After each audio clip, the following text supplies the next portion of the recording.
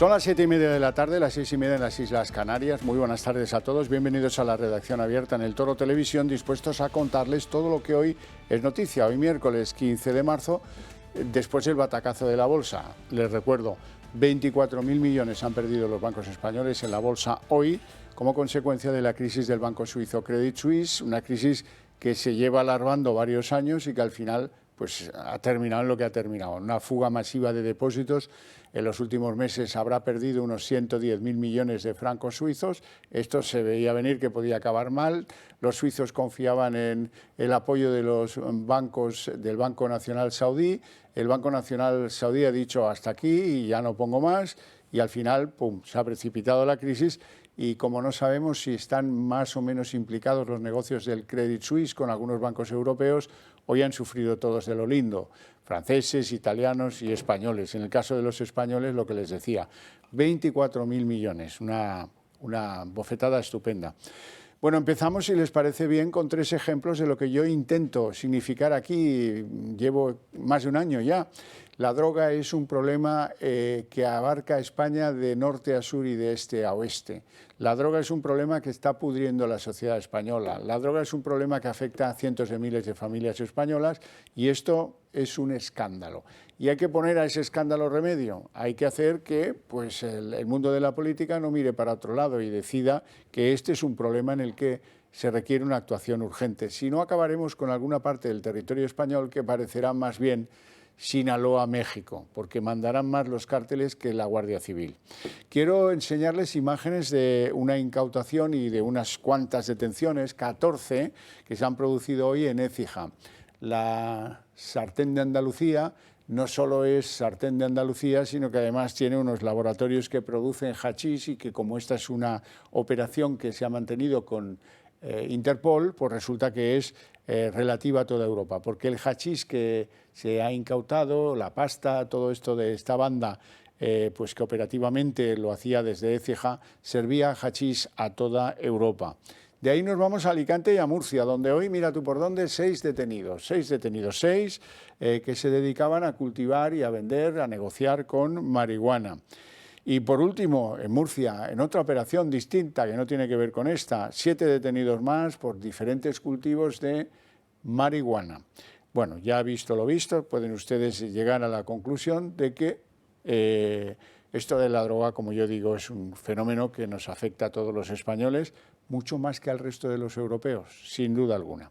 Vamos ya al territorio de la política. El territorio de la política empieza a estar ya muy inclinado, dado que Sánchez ha decidido que en Semana Santa y ya se acabó, pues el último momento en el que las fuerzas políticas se van a ver las caras con Sánchez y vamos a poder pues, decirle 4 cosas, es esa moción de censura de Vox que presenta Ramón Tamames como candidato y que se empezará a debatir el próximo martes y miércoles. ¿Cuál es el ambiente previo a esa moción de censura? Vean.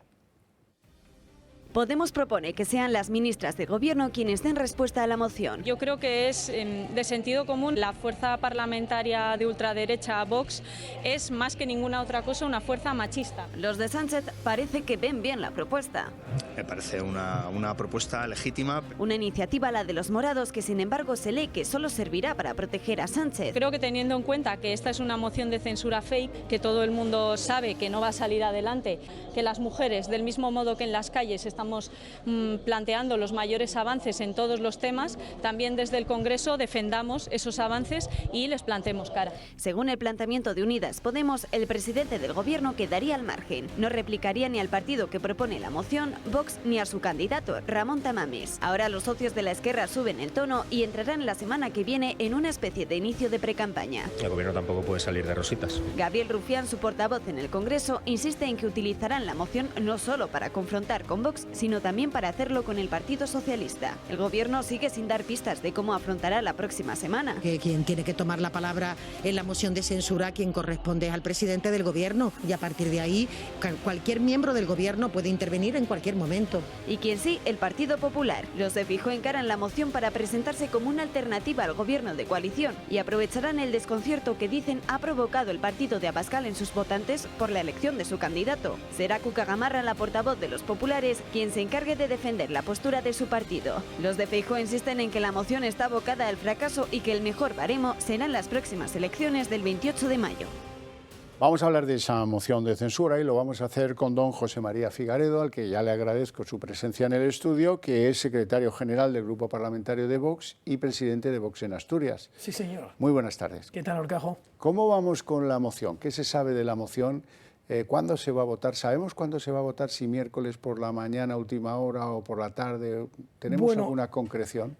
No hay una concreción de la hora, se va a votar una vez que termine de la intervención de todos los grupos, con la intervención de cierre del Gobierno, y lo más probable es que sea el miércoles por la tarde, porque, pues son muchas intervenciones. Sí que nos ha adelantado la presidenta del Congreso que va a tratar de acumular cuantas más intervenciones el martes mejor, de tal forma que el martes muy probablemente terminemos tarde, para acumular cuantas más intervenciones mejor. Y el miércoles, pues en algún momento cercano a la tarde, pues no será muy de noche, pero sí por la tarde. ¿Qué le parece a usted las preconfiguraciones del sentido de cómo va cada uno a ese debate y votación de la moción de censura de Vox? Dice el Partido Popular que procurarán ignorarles. Yo no sé cómo se puede hacer eso ese día, pero bueno, en cualquier caso eso es lo que dice. Y dice Esquerra Republicana que van a aprovechar para darle cera a Sánchez. Bueno, precisamente es un poco lo que busca esta moción. Esta moción es una censura al Gobierno. El Gobierno está siendo un Gobierno desastroso, ha sido un traidor para con todos los españoles en todos los aspectos, pero es que ha sido un traidor incluso para con sus socios, que son precisamente unos traidores de España, pero al final aquí lo que tenemos que elegir es si los españoles quieren, si los diputados que están ahí sentados quieren elecciones o Sánchez. Esa es la pregunta. Y creemos que entre elecciones y Sánchez, muchos diputados preferirían elecciones. Muchísimos.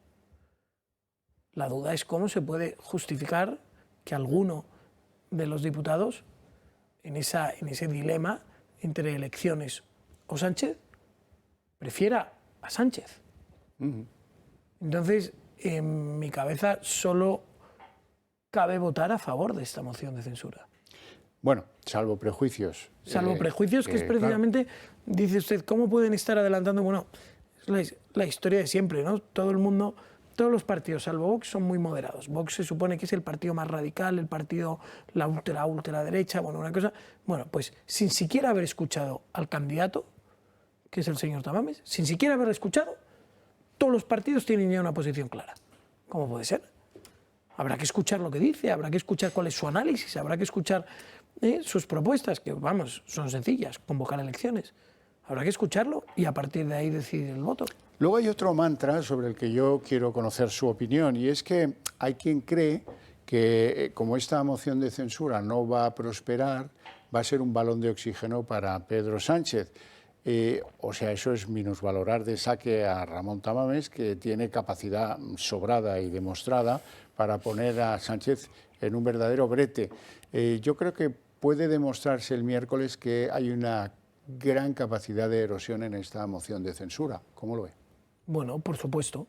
Eso de que la moción está abocada al fracaso, yo no lo veo tan evidente. No lo veo nada claro. ¿Por qué está abocada al fracaso?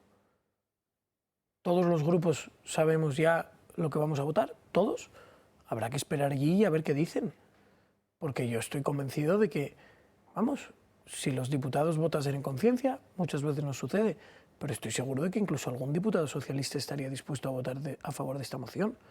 ¿Me quiere decir usted que algún diputado socialista murciano o alicantino, aquellos a los que les han cortado el agua, que es que en Murcia viven 160.000 personas de la agricultura y con el corte del trasvase Tajo Segura que ha llevado a cabo este gobierno, esos puestos de trabajo están en peligro? O sea, ¿los diputados socialistas elegidos por Murcia van a ser capaces de ir a sus vecinos y decirles estoy de acuerdo con este gobierno?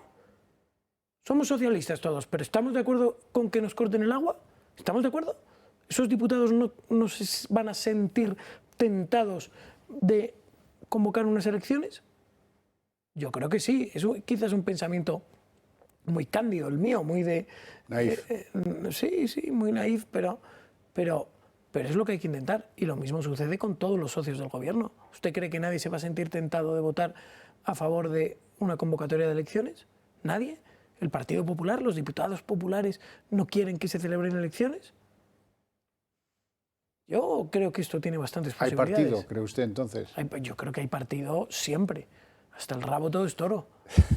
Claro. Vamos a ver, Tamames, ¿cómo ve usted a Tamames? No sé si ha tenido oportunidad de charlar con él en las últimas horas. ¿Cómo está Tamames, que ya le han dado permiso para acometer el debate sentado?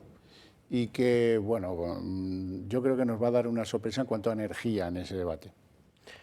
Bueno, el profesor Tamames es un personaje muy curioso, es un tipo que para la gente de mi generación no ha tenido el impacto que ha tenido para gentes de otras generaciones, pero es un personaje relevante de la historia de España. Es un tipo que doctrinalmente bueno, ha pasado por posiciones políticas muy distintas, pero desde luego es una persona que tiene experiencia, que ha vivido en la política de otras épocas de España, que ha pasado la transición, que tiene conocimientos económicos profundos.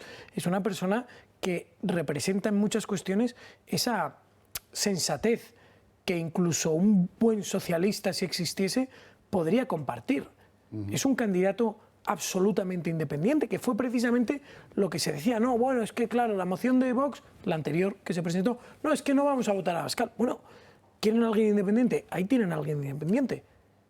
Ahí tienen a alguien que no es Vox. No es Vox. La prueba es que en muchísimas cuestiones no opina lo mismo que Vox. Hoy Pero es lo que decía, tiene un candidato independiente. he leído una entrevista con Alfonso Guerra en la que decía que el PSOE ha enterrado el socialismo liberal.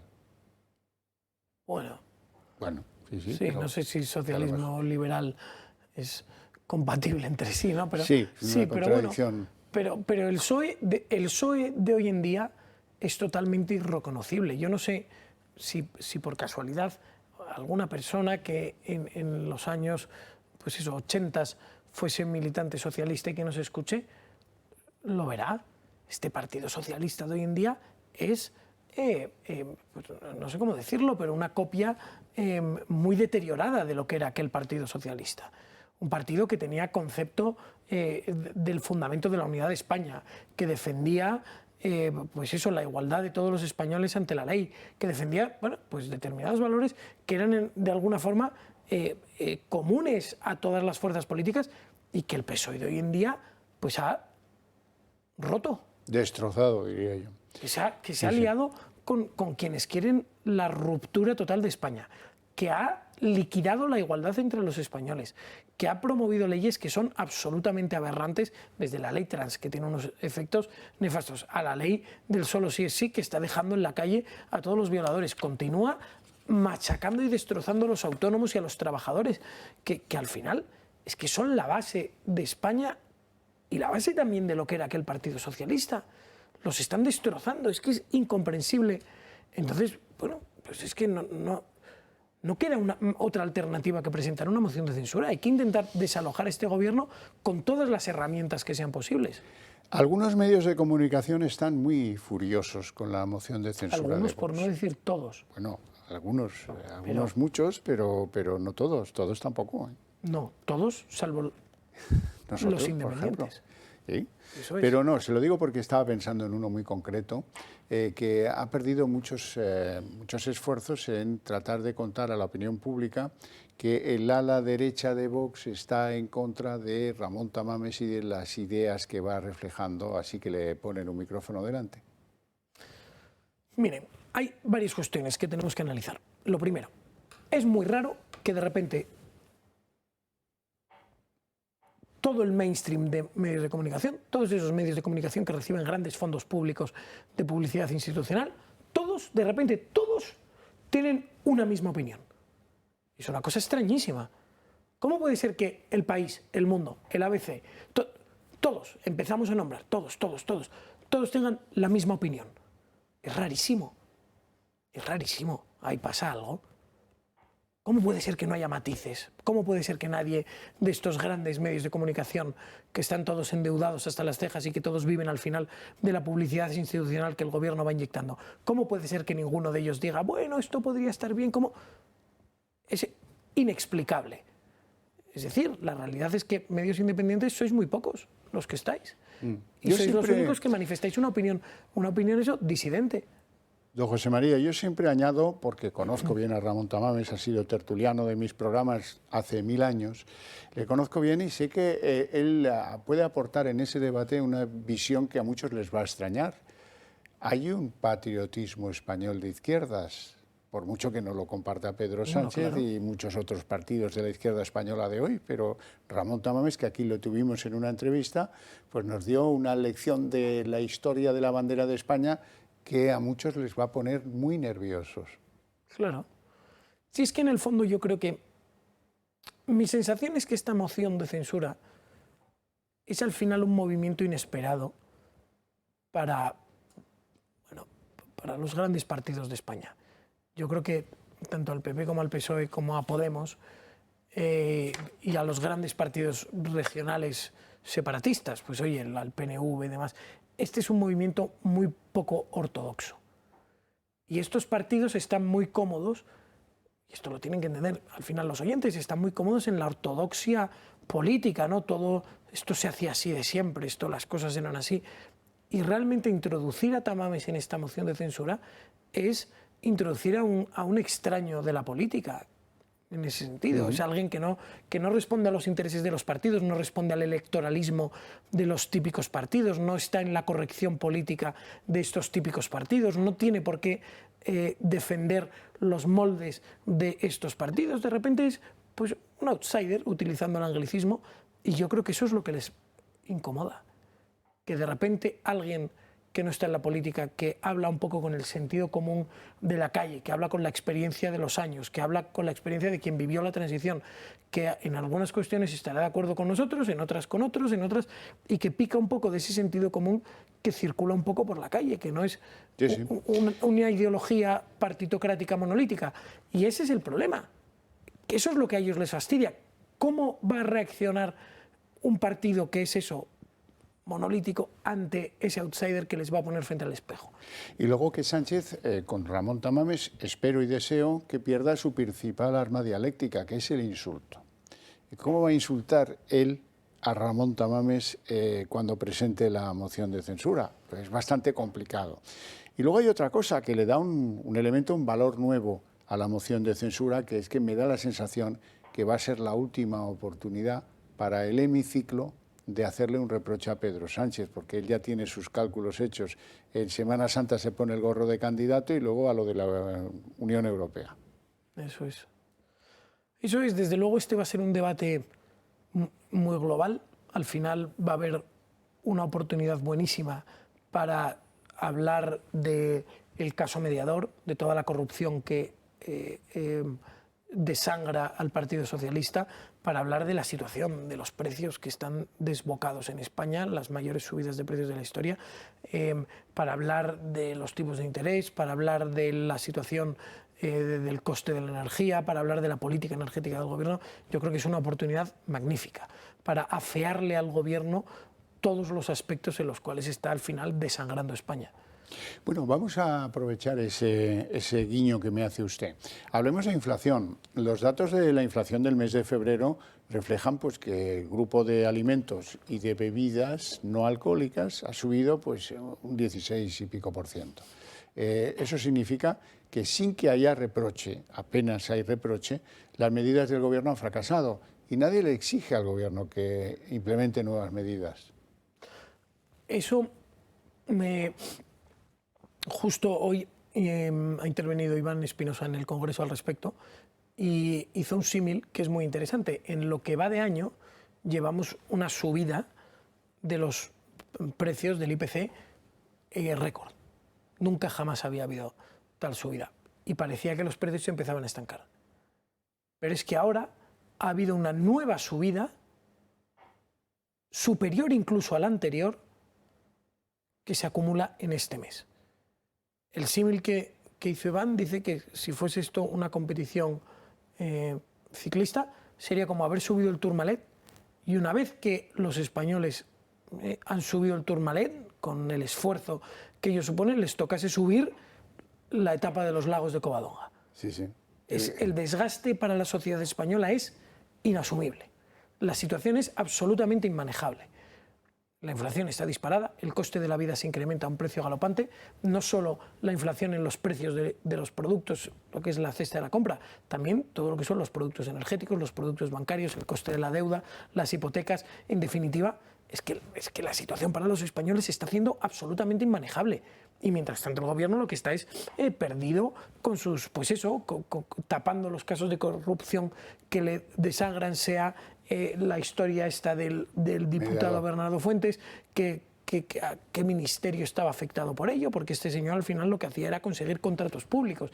Los casos de corrupción en Valencia, que son 3 que giran en torno al presidente del gobierno socialista también en Valencia. Entonces al final el PSOE está más en tapar sus crisis internas que en gobernar para los españoles. Y así estamos, pues hechos polvo.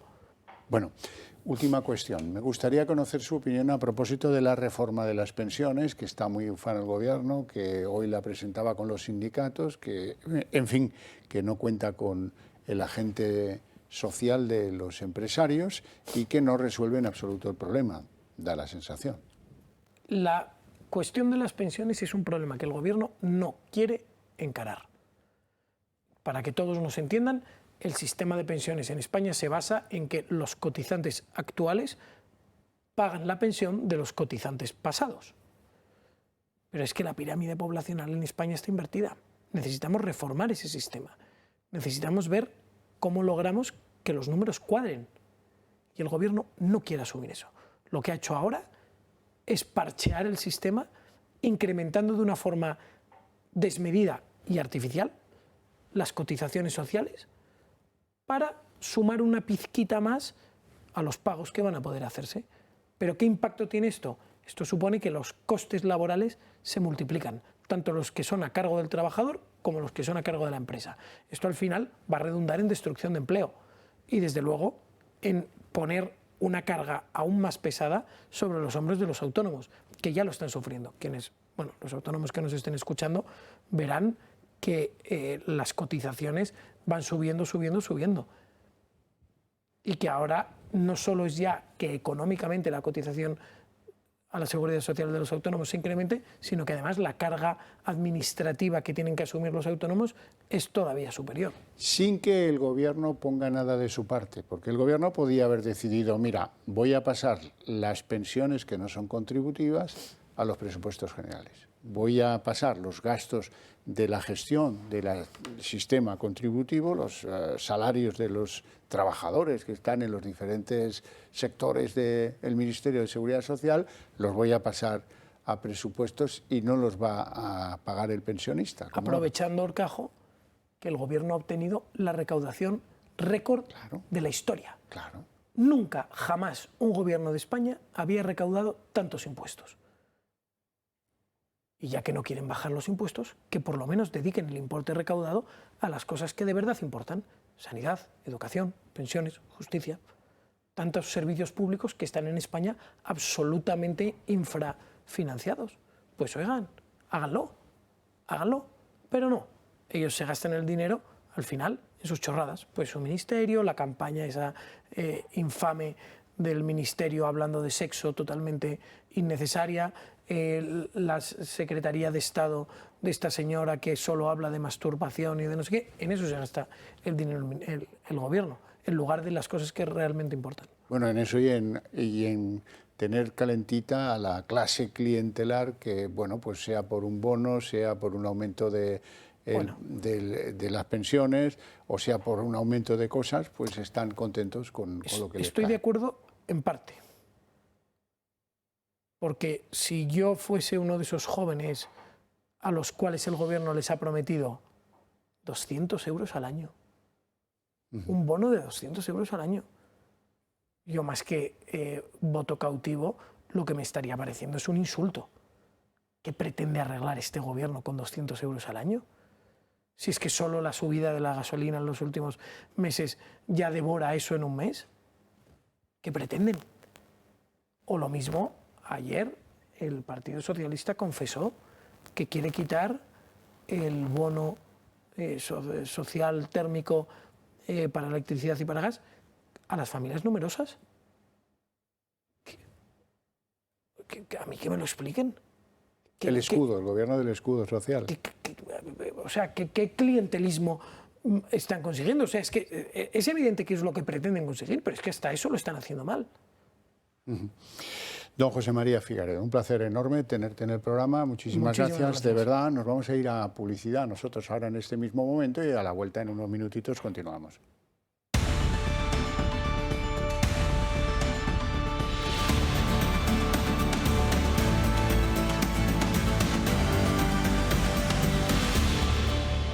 Momento para recordarles la conveniencia mutua de que ustedes se acerquen al Club de Amigos del Toro Televisión, participen de él, colaboren con él y nos ayuden a crecer, a ser más influyentes y a tener más poder para defender mejor lo que ustedes y nosotros pensamos.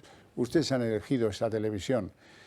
Piensen que podría ser que no estuviera y piensen que es una conveniencia mutua el que sea cada vez más fuerte, que nuestra señal llegue a todo el territorio y que todos los compatriotas españoles puedan pues usarla y elegirla. Bueno, así es que esto es muy simple. Llaman al Club de Amigos y dicen, quiero participar en esto. Les van a pedir una pequeñísima suscripción.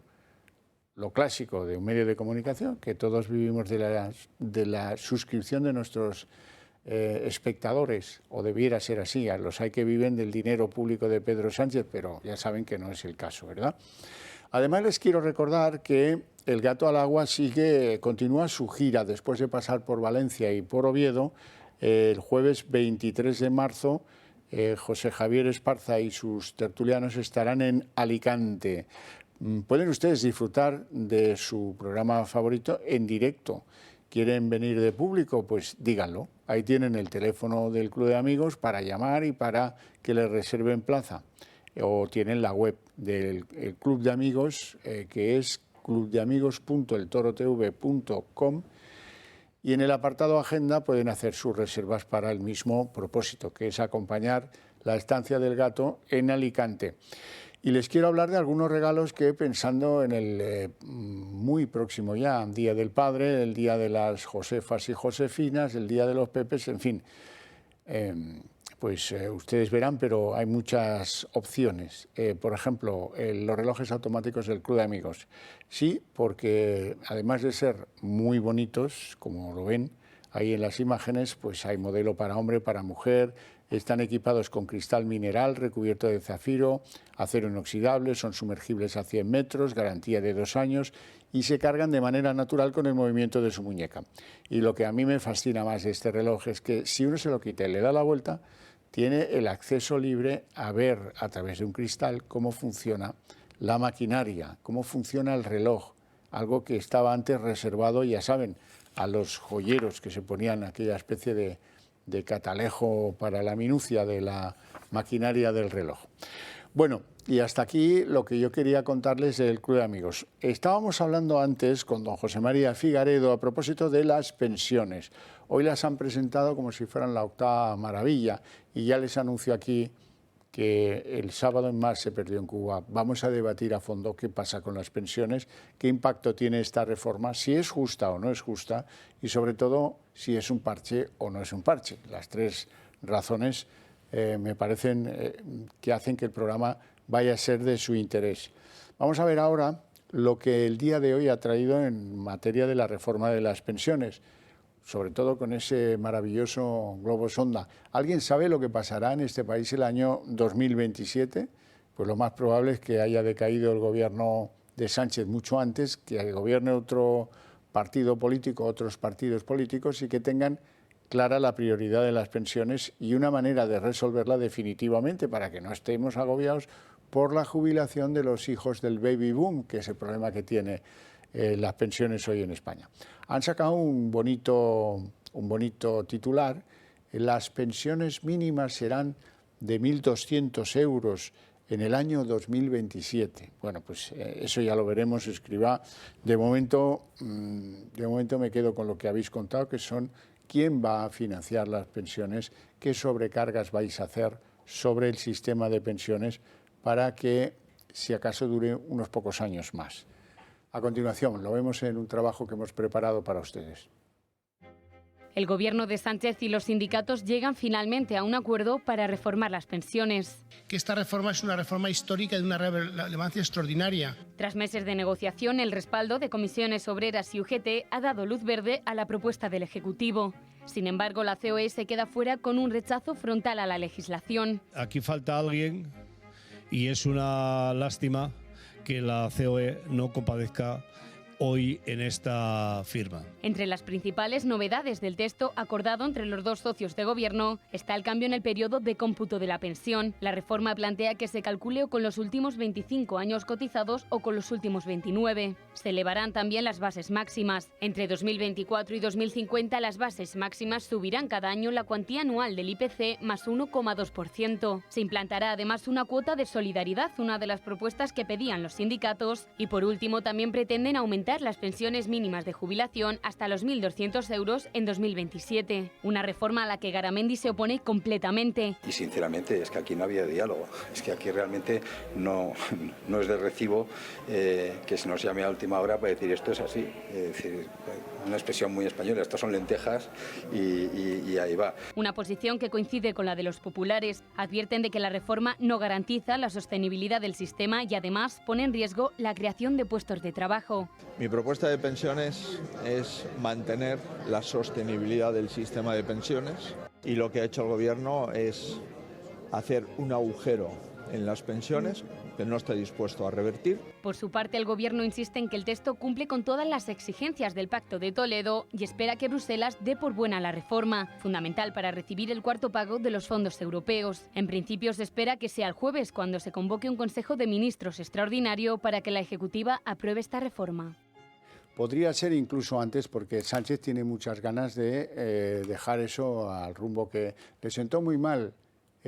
Pues eso de que ayer la reforma que él propiciaba de la llamada ley Mordaza o ley de seguridad ciudadana fracasara por los votos en contra de tradicionales aliados como Bildu o Esquerra Republicana. Y ahora tiene prisa para irse de Semana Santa y luego irse a hacer de candidato y luego más adelante de presidente europeo de turno. Bueno, hoy estaba el presidente Sánchez y medio gobierno de España en la cumbre hispano-portuguesa. Y yo, que he elogiado muchas veces aquí, siempre les he dicho a ustedes, mira, Sánchez es un socialista tonto y el portugués es un socialista listo. Y ha hecho un programa de fiscalidad que atrae a muchos ciudadanos españoles que tienen patrimonio, que tienen dinero y que en Portugal ven un horizonte fiscal mucho más tranquilo y un horizonte fiscal mucho más interesante y que deciden convertirse en ciudadanos fiscales portugueses. Hay muchos que lo han hecho. Otros han decidido ser ciudadanos fiscales italianos, se ha dicho de paso. Sin embargo, no se dejen engañar porque resulta que el líder socialista portugués, también ha radicalizado considerablemente algunos de los asuntos centrales en la sociedad portuguesa.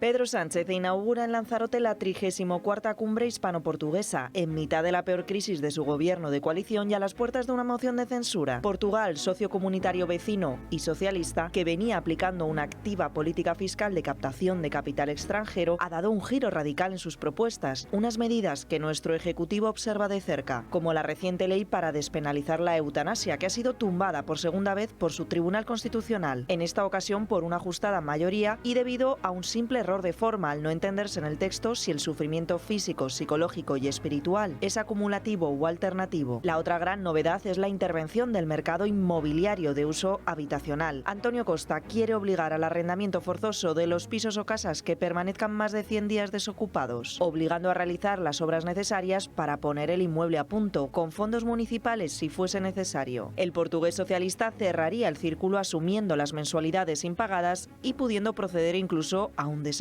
Todo un ataque directo a la propiedad privada de los portugueses que se suma a la posibilidad de recuperar el techo máximo de subida en los nuevos contratos de alquiler o a la prohibición de los nuevos pisos turísticos, salvo en zonas rurales o poblaciones pequeñas. Y si la política fiscal parecía haber sido beneficiosa hasta la fecha, el gobierno portugués quiere acabar ahora con el visado de oro, que permitió, gracias a la compra de una vivienda en Portugal, la entrada desde octubre de 2012 hasta enero de este 2023 de casi 19.000 nuevos residentes. emergentes. La boyante economía portuguesa, que se había basado en bajar impuestos a empresas y familias o en moderar el gasto público, llega a su fin gracias a la mayoría absoluta parlamentaria de Costa. Y cuidado, porque cuando las barbas de nuestros vecinos portugueses veamos arder, pongamos las nuestras a remojar.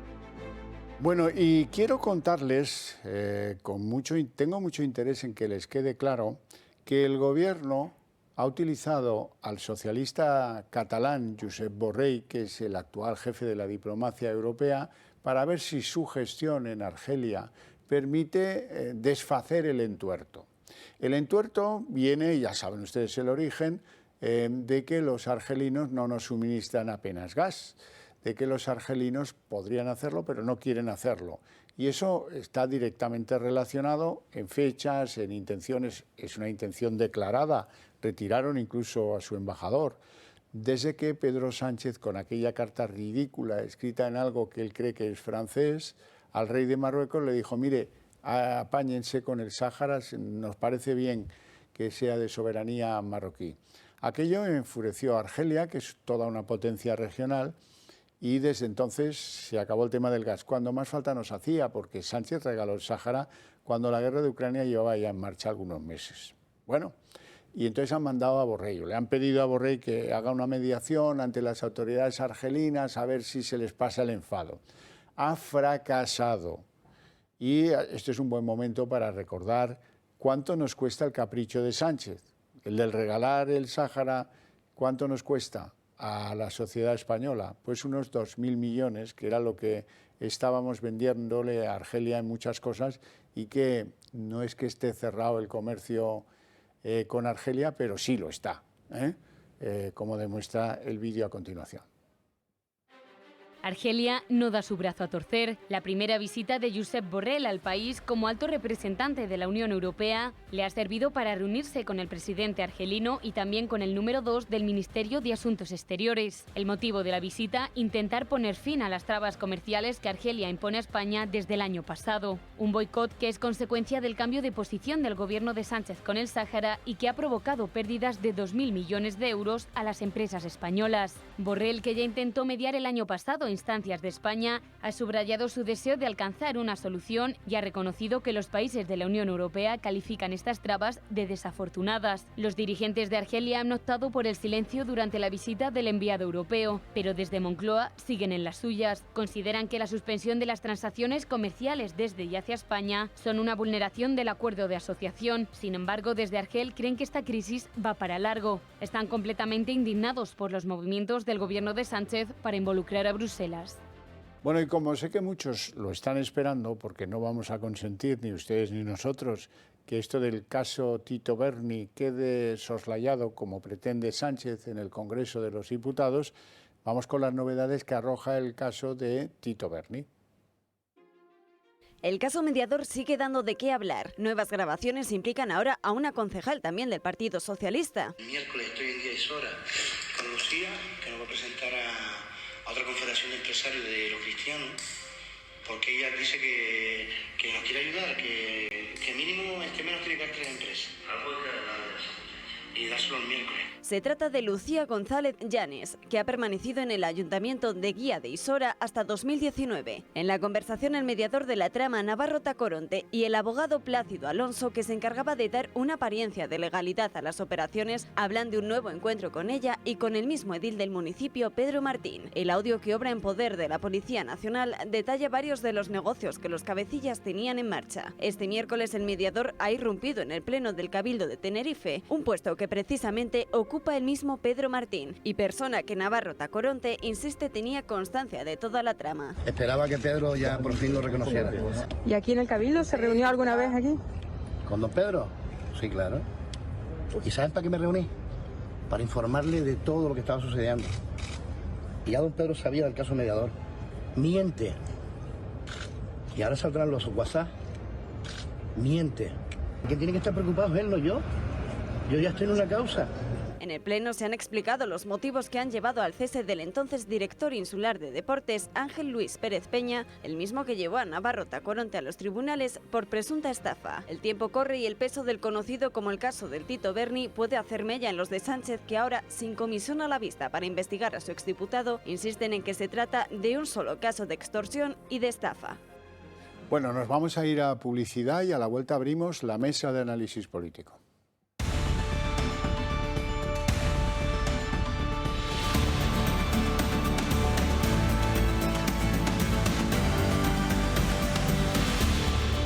Son las 8:13, jóvenes minutos, momento en el que abrimos la mesa de análisis político. Hoy me acompañan don Miguel Ángel Ferrero. ¿Cómo estamos, don Miguel Ángel? Encantado de estar con vosotros. Don Miguel Ángel, además de abogado penalista, tiene un pasado un poco turbio como miembro activo de la política municipal del Partido Socialista. Así fue. Era una broma.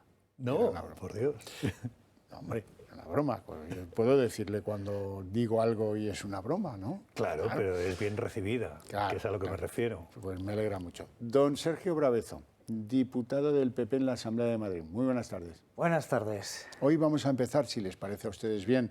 El orden aquí lo ponen ustedes, si quieren, ¿eh? Este es un programa en libertad que deja hacer y decir naturalmente lo que en otros sitios pues no vuelves más y dicen una cosa que no agrada a la cadena, ¿eh? Estas son tremendas. Eso es así. Eso es literal. No, es que a veces yo estas cosas me las callo porque forman parte de la miseria de mi oficio.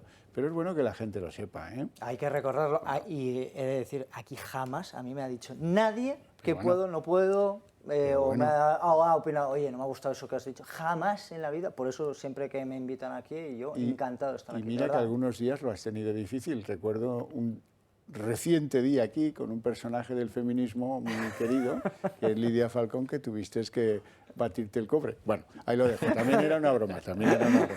Bueno, vamos con la sesión de control al gobierno, que siempre acaba siendo una sesión de control a la oposición. Es esto de saber usar la terminología de las cosas que... Hoy Sánchez estaba en Lanzarote. Estaba en Lanzarote y no estaba para muchas bromas, pero la sesión de control se ha mantenido y ha sido, como siempre, una sesión de control de la oposición.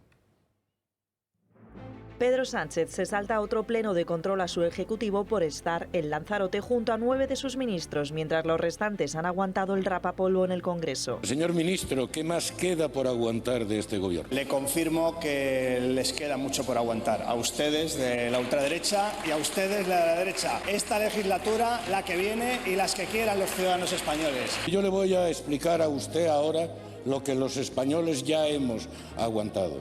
Chalaneo con Bildu, indulto a los golpistas, gobierno con Podemos, es decir, la estafa electoral de Pedro Sánchez. La formación protagonista de la moción de censura ha recordado al gobierno la nefasta situación de los españoles. Ministra, ¿a usted le gusta el ciclismo?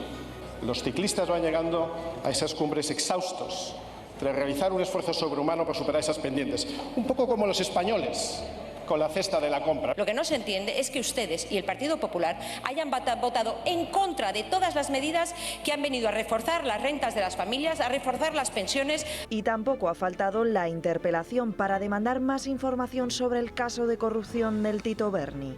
¿Cuáles van a ser las medidas que ustedes van a adoptar para fiscalizar, examinar y rastrear los fondos públicos que se han gastado en la trama Mediador? Para decir y afirmar en tribuna que hemos cometido un delito, usted se tiene que ir a los tribunales. Lo demás sí que es un chascarrillo, señoría. Yo le acuso a usted de ser culpable, invigilando e ineligiendo de toda la corrupción que se está produciendo en su gobierno y en su partido político. Y usted lo que debe hacer es dimitir e irse, convoquen elecciones y que los españoles puedan votar de una vez. Bueno, y también tienen que escuchar un interesante, casi tempestuoso, rifirrafe entre la diputada del PP, Ana Vázquez, y el ministro del Interior, Fernando Grande Marlaska. ¿Fue usted el que dio la orden de que Asuntos Internos de la Policía le pasara el caso Tito Berni a la Guardia Civil? Cuando ya lo conocían este caso los directores generales, ¿dio usted la orden de que se investigara? Pero mire, yo no soy de refranes, pero cree el ladrón que todos son de su condición. Nosotros lo que hacemos es colaborar y cooperar desde las fuerzas y cuerpos de seguridad con el Poder Judicial. Es indecente que quiera convertir el caso del diputado Tito Berni en el caso Guardia Civil para tapar a los diputados del PSOE, la cocaína y los prostíbulos. Cualquier diputado de esta Cámara tiene que pedirle permiso a usted por escrito para visitar las instalaciones del Ministerio del Interior. ¿Dio usted permiso a la trama de Tito Berni para irse a hacer fotos a la dirección de la Guardia Civil con la Virgen del Pilar? Este Ministerio del Interior, desde junio de 2018, está devolviendo la dignidad a la Guardia Civil y a la Policía Nacional. Don Miguel Ángel Ferrero. Pues mira, es que las comisiones que se hacen en el Congreso de los Diputados son para fiscalizar al Gobierno, no para fiscalizar a los funcionarios ni para fiscalizar a la Guardia Civil. El Congreso está para fiscalizar al Gobierno, es lo primero, para fiscalizar a las personas y a las tramas que han podido ocurrir, las que hayan sido y que deberían de dar con sus huesos en la cárcel. Están los jueces, están los mandos y está, por supuesto, los líderes de la Guardia Civil elegidos por el Gobierno. Para lo que está el Congreso es para montar una comisión política para declarar las responsabilidades políticas. Y esas solo son del Gobierno. Por lo tanto, todo esto que se está montando alrededor y que, bueno, algo se estaba comentando ahora mismo en las declaraciones que han hecho los distintos diputados, todo esto que se está montando una comisión que no es una comisión dirigida a fiscalizar al Gobierno, es una comisión que va a contar sus cosas, pero que no va a hablar de lo que tiene que hablar, de 15 diputados que han ido a una cena y de una trama corrupta que se utilizaba el Congreso de los Diputados como una de las sedes, que se utilizaba un burdel como otra sede política y que se utilizaba también un restaurante de lujo, ¿no? de postín. De postín, muy bien, muy elegante. Don Sergio. Me parece patético que el Partido Socialista esté intentando tapar sus vergüenzas haciendo una comisión que es una causa general contra la Guardia Civil, con la ayuda de Bildu y Esquerra Republicana. O sea, me parece que servir la cabeza de la Guardia Civil a aquellos que quieren romper España, la Guardia Civil, aquellos que han protegido, protegen y protegerán a los ciudadanos y la unidad de España y todo lo que significa, oiga, se lo deja en manos de aquellos que han dado un golpe de Estado o que han pertenecido a banda terrorista. Vamos, es que el secretario general de Bildu es Otegi, condenado. Y son esta gente las que va a llevar a una comisión de investigación a la Guardia Civil. Y el secretario de Esquerra también es un condenado, que es Oriol Junqueras. Junqueras, también por dar un golpe de Estado, claro, evidentemente. Bueno, increíble. Hoy le han preguntado a la ministra portavoz del Gobierno, Isabel Rodríguez, oiga, esto del caso Berni, el caso mediador, como ustedes prefieran, yo prefiero caso Tito Berni, me dejan las cosas más claras. Lo del mediador tengo ahí ya otra cosa. Un mediador, al fin y al cabo, puede ser un mediador de seguros, un oficio dignísimo y para el cual hay que estar bastante preparado. En cambio, ser un Tito Berni está al alcance de cualquiera. Ese es el matiz, ¿verdad? Por cierto, antes he escuchado una cosa tremenda, a ver si me lo podéis localizar, ese fragmentito, ya sé que os pido una cosa difícil, del el obrero del metal, Pepe Álvarez, que echaba de menos la presencia de la patronal en la presentación oficial de la reforma de las pensiones, pero se equivocaba de palabra. Su bachillerato es un poco precario. Vamos ahora a escuchar a Isabel Rodríguez, que dice que no, que el caso Tito Berni al Partido Socialista no le causará ningún daño, de ninguna manera, se atreve a decir.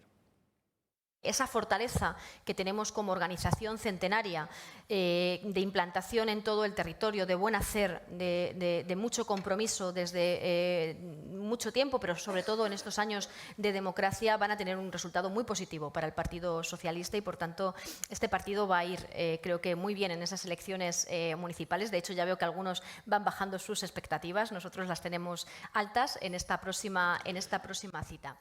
Miguel Ángel, ¿tú cómo lo ves? El caso Tito Berni tiene mucho impacto social. Son cosas horrorosas las que tienen mucho alcance en un país donde predominan las tertulias del corazón, las islas de no sé qué y todas estas cosas. Ese es lo que falta para adobarlo.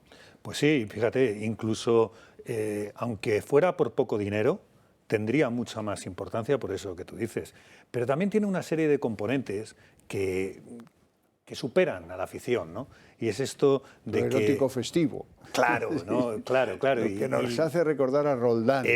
Ahí va, ¿no? Estos recuerdos, ¿no? De aquel señor con poco pelo, por no decir casi ninguno. Y aquellos calzoncillos atigrados, ¿te acuerdas? Horrendos, ¿no? Qué foto, Dios y mío.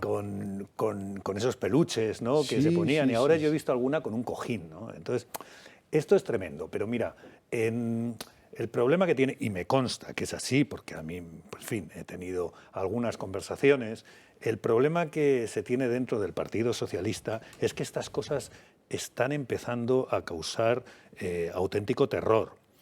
Se ve mucho en la formación de las listas. Cuando se forman las listas en los partidos políticos es un momento muy interesante para saber cómo están. Si la pelea es sobre los números más abajo de donde estaban anteriormente, del último que salió, es que le va bien la cosa. Si la pelea se traslada mucho más arriba y las personas que normalmente se conformarían, porque ya están esperando al Parlamento de España, etcétera, pretenden ocupar puestos en las distintas asambleas legislativas y en los distintos ayuntamientos, es que algo se está cociendo malo dentro de las listas. Ahí se ve bastante, porque es donde se ve, donde realmente se debe de poner el foco para ver lo que piensan las personas, que no se dice, sino que se ve, ¿no? Brabezo. Bueno, yo creo que este caso es un ancla para el Partido Socialista, porque es un caso en el que todo el mundo puede ver a qué se ha dedicado el Partido Socialista, a qué ha utilizado el dinero y para qué, con qué finalidad. En un caso de corrupción que es tan, además, desagradable a la vista, es algo evidente. Y en lo que sabemos que poco a poco irán saliendo incluso más imágenes. Y estamos seguros de que van a salir imágenes de más cocaína, de gente más desnuda todavía y de gente, pues lo digo porque corre el rumor, no sé si será verdad o no, pues de gente, imagínense una señorita desnuda, pechos, cocaína y esnifando, ¿no? Por ejemplo, eso es uno de los rumores que corre. Pues si todo ese tipo de fotografías va a ir cayendo poco a poco, va a ser un goteo que eso para el Partido Socialista es imparable. Y déjame decir una cosa, miembros del Partido Socialista con los que he podido hablar tranquilamente me han dicho, las palabras exactas, nos estamos desangrando. Nos estamos desangrando. Y esto no hay quien lo pare. Claro, esto es un caso, pero ojo, hay que recordar también el tema de la ley del sí es sí, saliendo violadores a la calle. O sea, ellos se están dando cuenta que es un caso tras otro y no pueden frenarlo, no pueden pararlo, porque son casos muy visuales y muy abiertos. Luego os daré la contabilidad del día de hoy, pero os debo una explicación. Yo me he metido con el bachillerato del obrero del metal, Pepe Álvarez, y tengo ahora que demostrar dónde está su error. Aquí falta alguien y es una lástima que la COE no compadezca hoy en esta firma. ¿Compadezca? Compadecer tiene un origen que nada tiene que ver con el de comparecer. Bueno, no quiero hacer sangre porque un error lo puede tener cualquiera. Yo me equivoco aquí cada día muchas veces. Y él, que habla pues, en público diariamente, pues supongo que también. Pero lo de hoy era clamoroso. Tengo aquí un regalo para ambos, uno para cada uno, diferente. Lo que no sé es con qué regalo empezar. Voy a empezar con el suyo. Hombre, que a usted le gustan los regalos, ¿eh? Hombre, por supuesto. Ya le veo que le brillan los ojillos. Bueno, esto es insólito. El Partido Socialista en Baleares ha decidido colocar como número 2 de las listas autonómicas al responsable político, entiéndase bien, de los centros donde se practicaban pues, agresiones sexuales a las menores tuteladas, que no se me ocurre nada más grave. Se llama Javier de Juan. Ahora le van a ver la cara, pero si no es que falta mucho candidato y hay que echar mano de lo que ya uno tiene, no se me ocurre cuál es el motivo de arriesgar tanto, porque si este es el responsable político de esos centros, pues debería ser un poco relegado. Si alguien quiere consejos, yo los doy gratis. ¿Cómo lo ves? Uy, pues la lectura me parece bastante sencilla.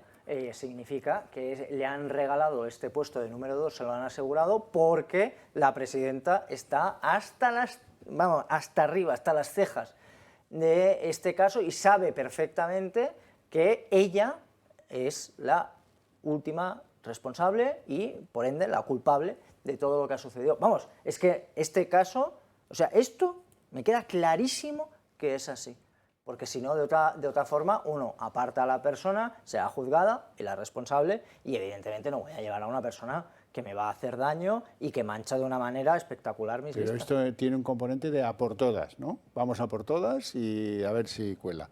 ¿Y a el mí? Ángel. Pensé que era otro regalo. Yo quería mi regalo. Tiene usted razón, su regalo. Su regalo llega en forma de entrevista que ha concedido Alfonso Guerra al Mundo. Lo más relevante de la entrevista, ahora lo van a ver, el titular dice que el PSOE, el actual PSOE, ha enterrado el socialismo liberal. Hombre, está dicho de una forma un tanto pomposa, porque lo de socialismo liberal, pues bien, pero el concepto sí me parece que está bien tirado. Sí, yo lo llamaría, efectivamente, yo mantengo otra tesis, lo he estudiado mucho esto, me lo han pasado por WhatsApp, justo cuando estaba llegando me han pasado la entrevista y no le me ha dado tiempo a leerla, pero yo lo llamaría ecofeminismo de género. Hemos sustituido, se ha sustituido dentro del Partido Socialista y dentro de Podemos, o sea, las izquierdas han determinado lo que es ser de izquierdas hoy. Ya no tiene nada que ver con lo que será hace 50 años, 60, 30, 20 años. Ahora mismo ser de izquierdas es lo que diga el líder de un partido político que es ser de izquierdas. Y ahora mismo ser de izquierdas es ser ecologista, feminista y de género. Y aquí hay un tema muy importante, mira, porque la batalla ahora, y por lo que se desangra, que lo comentaba Sergio, otro de los motivos por lo que se está desangrando el Partido Socialista y por lo que muchas personas estamos muy enfadados con todo lo que está ocurriendo, es por el radicalismo que han adoptado las feminazis. Pero el problema no es ese, el problema es que las moderadas, las feministas moderadas, han visto, aparte de que se están radicalizando, están viendo cómo ya no quedan tantos derechos por reclamar, porque no vivimos en los años 60, ni vivimos en la primera década del año 2000. Ese es el auténtico problema, que ni siquiera el feminismo moderado está teniendo lugar ahora mismo. Y encima está peleando por el mismo espacio político o por los mismos privilegios de la otra pata que sostiene a la izquierda ahora mismo, que es el género. Están peleando por los mismos, por el mismo espacio político. Imagínate lo que significa pelear por lo mismo, un movimiento que está empezando a estar un poco más agotado, con un movimiento que surge y que no lo entiende prácticamente nadie, y que la gente entiende que gobernar para ese movimiento es gobernar para el 0,00001% de los españoles. Sí, y hay una cosa que a mí me sorprende muchísimo si hacemos una comparativa de discursos de Podemos, por ejemplo. Año 2015 a la actualidad, uno se sorprende. En el año 2015 se hablaba de la casta, de la gente, de acabar con privilegios. Los cielos, había que asaltarlos. Exacto, los cielos. Unos mensajes que a uno le podrá gustar más, menos, lo podrá criticar, o cualquier visión que tenga sobre esos mensajes. Pero no tienen nada que ver con los mensajes actuales. Y me vengo a referir a los que, por ejemplo, utiliza la secretaria de Estado, PAM, Ángela Rodríguez PAM, que están basados en hablar sobre el gustito que tienen que tener. El gustirrinín que tienen que tener. La secretaria de Estado del gustirrinín se autodenominó. Sí. O sea, esto que hemos hecho mofa, que podemos señalarlo como algo pues, que es esperpéntico, evidentemente, no es. Pero sí que uno analiza los dos tipos de mensaje y ve cómo la decadencia de la izquierda es brutal, de estar hablando de la lucha de clases, que tiene su sentido ideológico, a hablar del gustirrinín. Madre santa. Segundo regalo para don Sergio. Vamos a volver a escuchar, rebobinar, iba a decir, lo del gustirrinín, porque hace falta, ¿eh? Me han llamado, y me encanta, secretaria de Estado del gustirrinín. Ojalá poder hacer que todas las mujeres de este país sientan placer. Y quiero hablar de eso, porque nos ridiculizan y se asustan porque reivindicamos el placer para las mujeres. Porque solo lo han tenido ellos durante muchísimo tiempo. Y claro que pedir el placer para las mujeres, compañeras, también es hacer política. Y hay que garantizar que nosotras podemos tener placer. No sé cómo se garantiza que las mujeres todas tengan placer, pero bueno, en cualquier caso, desde luego las mujeres sentían placer antes de que conocieran a Pam. Lo digo porque, en fin...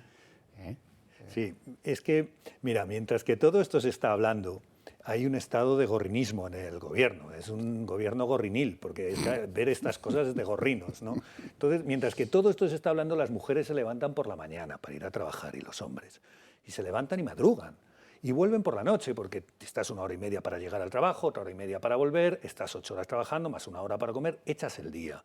Y estás trabajando, haciendo cosas que importan para el país. Hay 3 millones de autónomos que ya nadie habla. De eso ya nadie habla, de los 3 millones de autónomos que están absolutamente machacados. No importa. No importa el que el otro día vino a casa un señor que hacer una pequeña chapuza y me contaba que se había cambiado de coche porque no le dejaba en Madrid ya entrar porque se había quedado sin etiqueta, un señor normal, y se había tenido que comprar un coche de segunda mano, desgraciadamente con etiqueta B, que ahora ya tampoco puede, ¿no? Entonces, mientras que este señor, fijaros lo que significa gobernar y para quién se gobierna desde la izquierda con el ecofeminismo. Mientras que este señor no puede entrar en Madrid y se tiene que cambiar de coche o directamente ir porque es un obrero y no se merece ir en coche, tú te puedes comprar un SF90 Ferrari con 1000 caballos y lleva la etiqueta cero. Cero. Ole. Cero. Ole, porque tiene 788 caballos de gasolina. Por cierto, de 0 a 100 en 2 segundos y consume un par de litros cuando llegas a los 100, en 2 segundos. Pero es eco. Eso es el gobierno del sinsentido. Este trabajador no puede entrar en Madrid. Este trabajador ya no tiene etiqueta y sin embargo otro. Esto es, en fin, me parece un poco... Bueno, avanzamos. La audiencia de Sevilla, tengo que contarles que ha rechazado la petición de rebajar las penas solicitada por 2 antiguos exaltos cargos del PSOE en la Junta de Andalucía. Se trata de la exconsejera Carmen Martínez Aguayo, muy conocida en Andalucía, y se trata del que dirigía la agencia IDEA, Miguel Ángel Serrano. Estos, al calor de la rebaja de las penas del delito de malversación que impulsó el gobierno, habían pedido, oiga, a mí también me la podrían rebajar, ¿no? Y les han dicho, nones. Bueno, pues estas son algunas cosas. Pero por profundizar en este detalle, que le agradezco mucho a don Miguel Ángel, social, de lo que le pasa a la gente de la calle, de verdad. Bueno, pues todas las conductas del gobierno tienen voceros. Si yo le pregunto a alguno de estos 2 señores que me acompañan qué podrían contar de Mercadona, pues seguramente estarían hablando 10 minutos, pero si hay un discurso común en los 3 que estamos aquí sentados, es que Mercadona, con sus marcas blancas, hizo mucho por domeñar al sector de la distribución para que no le aplicaran unos costes y los atornillaba. Una cosa como lo que hacía en el sector automovilístico un ingeniero vasco que se llamaba José Ignacio López de Arriortúa, que tuvo que salir de Detroit una noche porque atornillaba a los que llevaban las piezas a las cadenas de montaje. Los atornillaba ¿para qué? Para poder vender los coches más baratos, como el de Mercadona, los atornilla pues para poder ofrecer unos productos que no se llamarán como se tendrían que llamar, pero que con una marca que suele ser Hacendado, creo, pues con eso los puede vender más baratos. Ese mérito no le ha valido para que no le hayan puesto en la picota y le señalen con el dedo, pero quiero que se fijen ustedes en los voceros de estas campañas que acaban poniendo a alguien en la picota. Me refiero al periódico El País, al grupo del periódico El País, que compone también a 5 días. Esto lo he leído yo en El País, aunque ahí ponga 5 días. La fórmula de Mercadona para abaratar costes: menos aceite en los boquerones y la mitad de plástico en las cuñas de queso. Digo yo que lo del plástico en las cuñas de queso tendrá que ver porque le han puesto un impuesto al plástico y el que nutre de queso a Mercadona habrá decidido reducir el plástico. Pero el que compra queso, no compra envases de plástico, a ese le va a dar igual. No veo yo qué gana Juan Roig de esto de que las cuñas de queso tenga menos plástico. Todavía lo veo menos en el caso de los boquerones, porque a los que nos gustan los boquerones, nos gustan los boquerones. El aceite es algo, pues mira, chicos, si está allí, pues mira, ¿qué le vamos a hacer? Hay gente que hasta lo escurre. No entiendo yo, pero con esto ya orientas una especie de tensión contra.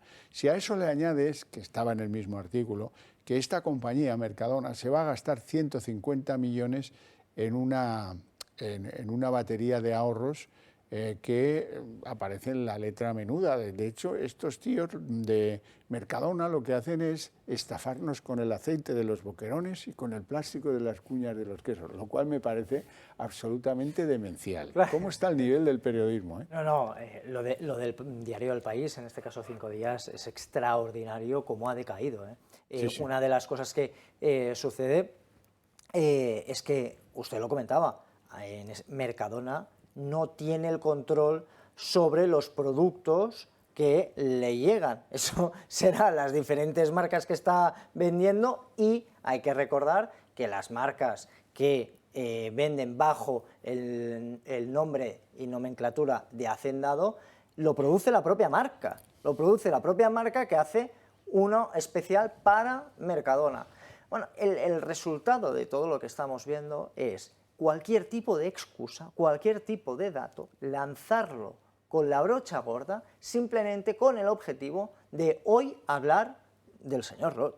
Ayer era hablar de Amancio Ortega. O de Ferrovial. O de Ferrovial cuando toca. Pero, y es que va a ser así siempre con grandes empresas, pero ojo, también diré una cosa, llegará un momento que las grandes empresas, como está pasando, unas callen y no digan nada, otras que entren al trapo, aguanten y ya no le interese al gobierno seguir enfrentándose con ellas, pero el siguiente va a ser a empresas pymes, más medianas e incluso pequeñas, que comenzará a criticarles. Si no, estamos a 2 segundos, 2 minutos si quiere, de comenzar a criticar a los panaderos.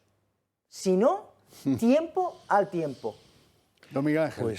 Pues fíjate, yo recuerdo al principio de esta década, yo estaba en Venezuela, y a mí, pues yo me quedaba muy sorprendido porque veía a un señor salir en televisión que estaba 5 horas en un canal y que era algo como Aquí Respondo, no recuerdo muy bien el programa de ¿Aló presidente?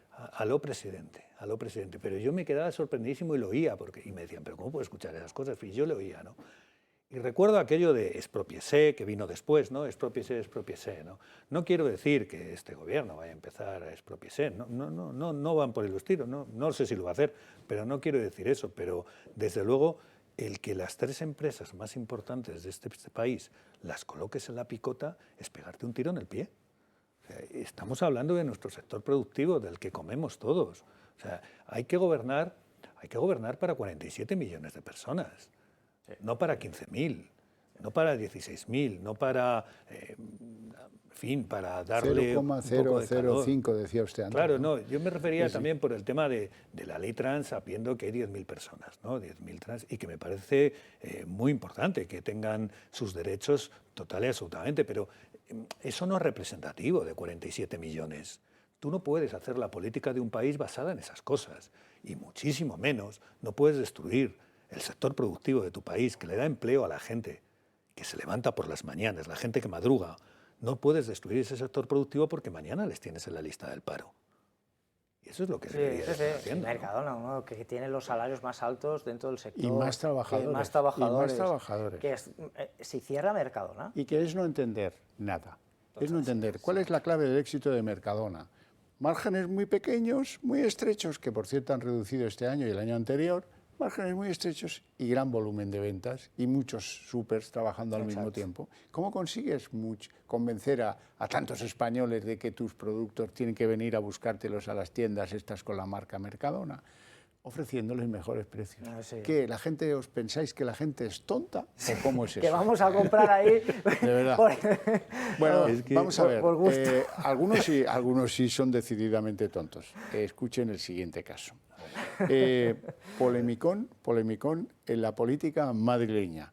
El número 2 del gobierno Ayuso, Enrique Osorio, resulta que tiene una familia numerosa. Creo que tiene 4 hijos, pero no estoy seguro.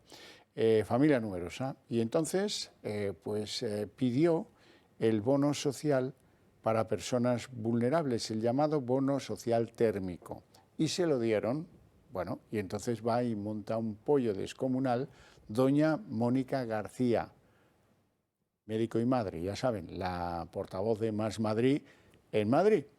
Y escribe un tuit incendiario que van a ver a continuación. Dice: tras conocer que el número 2 de Ayuso estuvo cobrando el bono social para personas vulnerables, solicitamos, esto como si trajeron impreso, solicitamos su dimisión o su cese inmediato, les valen las dos cosas.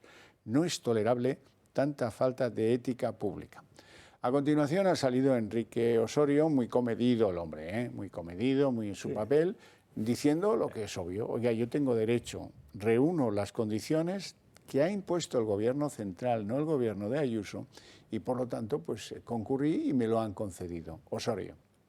Creo que es muy importante defender la natalidad. Las familias numerosas hacemos un gran esfuerzo. Para mí ha sido un gran esfuerzo tener 4 hijos y, por tanto, cualquier ayuda, una ayuda decidida por el Gobierno de España, donde, insisto, ha hecho 3 categorías: clientes especialmente vulnerables y todas las familias numerosas. Y yo soy familia numerosa y, por tanto, yo creo que es perfectamente ético beneficiar de esa ayuda, como hago de todas las ayudas que hay para las familias numerosas. Y si alguien tiene envidia de las familias numerosas por estos recursos, le invito a ser familia numerosa, que hace muy bien a España, y verá si le compensa 192 euros. Y ahora llegamos al momento cumbre, el momento Óscar para doña Mónica García. Resulta que su marido también pidió este mismo bono térmico y también le fue concedido. Con lo cual, lo que han conseguido con esto, ¿saben qué? Que haya salido esa señora ministra de Transición Ecológica tan malcarada, Teresa Rivera, y diga que se van a cambiar inmediatamente las condiciones de acceso a ese bono. Te van a pedir afiliación política. No, me he reído mucho con el tema de Osorio hoy, que someto a vuestra consideración. Pues mire, yo lo que le diría es que si uno tiene una familia numerosa y tiene que cuidar de ella, tiene que tener a su mano y disponer y utilizar todos los recursos que tiene a su mano para poder mantener a su familia. Creo que como padre de familia estás obligado a tener todos los recursos que tienes a mano. Obligado. Vamos, esa es mi visión. Porque tienes que mantener a tu familia. Y en el caso de lo que ha sucedido con la señora Mónica García, lo he dicho en Twitter, lo vuelvo a decir aquí, esto no es simplemente una casualidad, no es la primera vez que pasa algo así. Ella una semana horrorosa, ¿te acuerdas? Dijo que el 11M había sido un accidente. Un accidente, sí, esto retiró el tuit. Otro accidente que acaba de tener y que lanza siempre lanza a hacer daño personal, sin importarle absolutamente a quién se lleve por delante. Y, ojo, yo creo que todo esto, siempre lo diré, lo hace no porque sea una persona equivocada o una persona ignorante, no, es simplemente porque es mala persona. Caramba. Don Miguel Ángel. Pues mira, yo esto de que se reparta el dinero público dependiendo del carné que tengas, como si fuera suyo el dinero público, ¿no? Como si fuera de esta señora o de un ministro. El dinero público es mío y tuyo y del otro y de todos los españoles. Entonces hay unas normas que se ponen para repartir ese dinero público. Lo que sí que me parece tenebroso es que se esté repartiendo dinero público, que durante el COVID pues se repartió dinero público a raudales, ¿no? Por todas partes se repartía, incluso para muchas familias del Consejo de Ministros, personas cercanas del Consejo de Ministros, pues recibieron todo tipo de ayudas, porque tenían una empresa, personas, digo, de ministros o más arriba, de ministros. Y la familia pues entraban dentro de los parámetros, ¿no? Entonces, hacer causa política de esto, pues no sé, no entiendo nada. Es que yo creo que es por eso, ¿no? Porque dice, no, el dinero público es mío, me pertenece a mí, claro, y se lo tienes que dar a los míos. A quien yo quiera. Eso es, para que me voten. Eso está claro. Bueno, por cierto, necesito mentes más preclaras que la mía, que no es que sea una maravilla, ya se lo digo, lo reconozco y admito, pero no entiendo por qué. Hay una gran sorpresa en los registros civiles porque muchos hombres que han ido allí para decir, oiga, es que yo me siento mujer y póngame ahí que soy mujer, resulta que quieren conservar su nombre de varón. Claro. Visto que como a los 6 meses puedes volver y decir que has recuperado el interés en volver a ser varón, a lo mejor digo yo que puede ser por eso, ¿no? Resérvenme el nombre que estoy a gusto con él. Que estoy a gusto con él, me han llamado siempre así, oye, ¿para qué voy a cambiarlo? Sí, bueno, como decía Echenique, decía, ¿qué hombre va a querer ser mujer?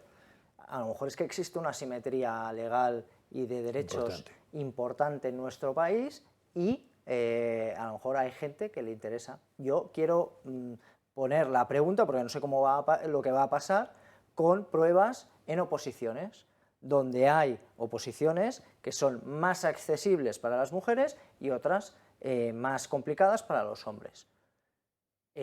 Ojo, ¿cómo se va a resolver este tema? Esto porque ya rompes con los criterios básicos de igualdad, de mérito y capacidad de la administración pública. Y la otra pata, ¿no?, añadida a esa, ¿no?, que a mí me parece terrible y muy preocupante, ¿no?, que es la asimetría penal, ¿no?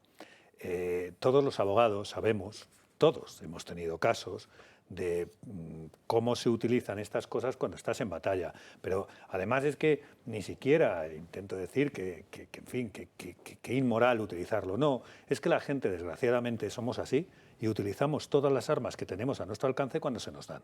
Entonces, una batalla compleja. Y en tiempo de guerra económica más. Entonces, en una batalla compleja, los matrimonios, cuando se divorcian, si tienen un matrimonio que es un divorcio complicado, y hay muchos muy complicados, utilizan todo lo que tienen a su alcance.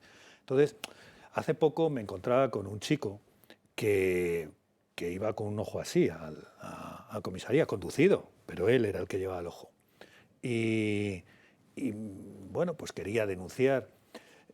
Como era un amigo, le aconsejé que no denunciara, que aguantara el golpe, que se quedara con él, porque si iba a un juzgado de violencia de hombres, el divorcio se iba a ver en ese juzgado. Y todos los abogados sabemos lo que pasa. Pero no hay un solo abogado que no lo sepa, ¿eh? Esto lo sabemos todos. Cuéntelo, ¿qué es lo que pasa?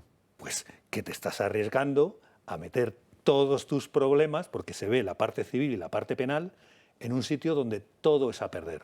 Porque te puedes quedar sin los hijos, porque te puedes quedar sin el patrimonio. Insisto que no hay que culpabilizar a ninguna de las partes. El problema es de la ley. El problema es que si le das armas a una persona, las va a utilizar.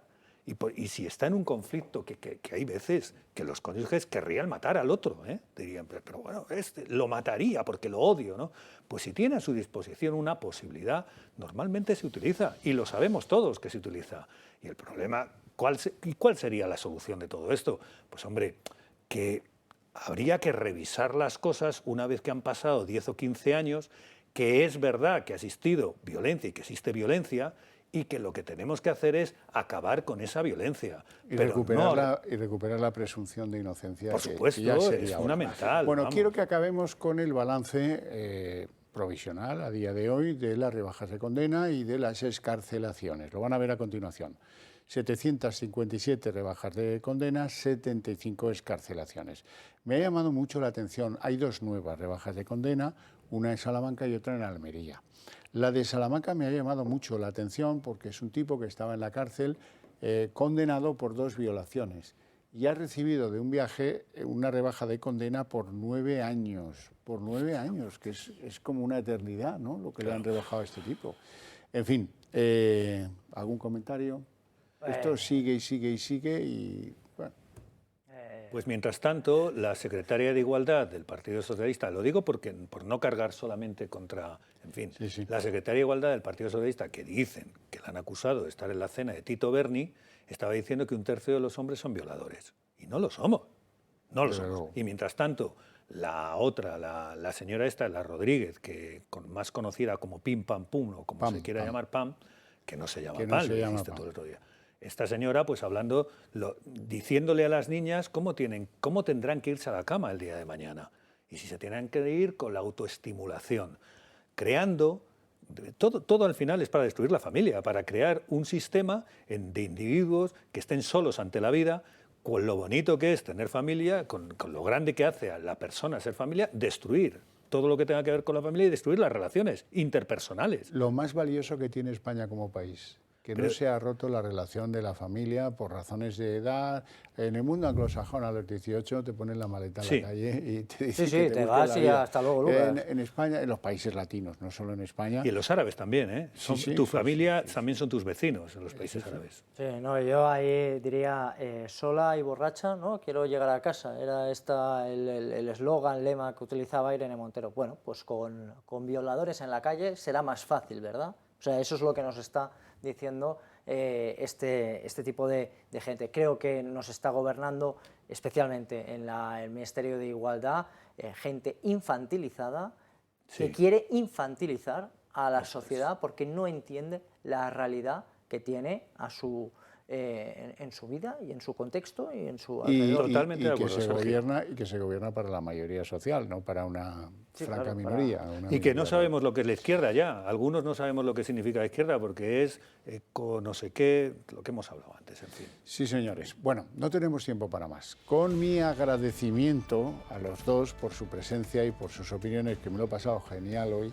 Y más agradecido estoy a ustedes que siguen viéndonos a pesar del susto que llevamos con los bancos, a pesar de eso. Pero eso tiene premio, su actitud de interesarse por el programa. A la vuelta de publicidad les espera El Día en 30 minutos.